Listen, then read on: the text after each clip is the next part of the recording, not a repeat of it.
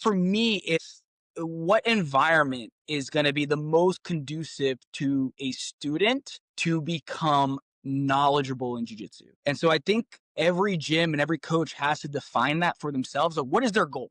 If their goal is to create people who are obedient and disciplined, they want students to be rigid, then fine. Then create a rigid environment with very strict norms that is very traditionalist. But if you want students who can take ownership, like you mentioned, and create their own knowledge and be able to maybe even pass on these skills that they've acquired themselves throughout the journey. If that's the kind of student you want, then you're gonna need to replicate an environment that's closer to what I'm describing, which is more democratic, which is allow students to really express themselves and engage with the building of knowledge, the co-creation of knowledge, rather than just showing up to class and being a receptacle for information that their coach is giving them. And you touched on this. Their coach, if they were to just teach their jujitsu, is replicating clones of themselves, right? You're only going to know what your coach has ever learned. But I completely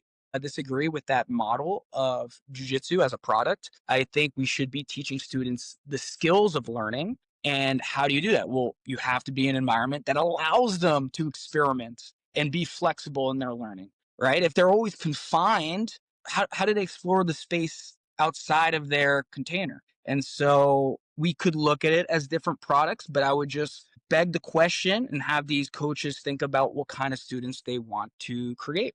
When I finish class and when I'm training, I look around and I see students talking about jujitsu with one another. I see students problem solving, troubleshooting. I see an ecosystem where people are sharing information and experiences.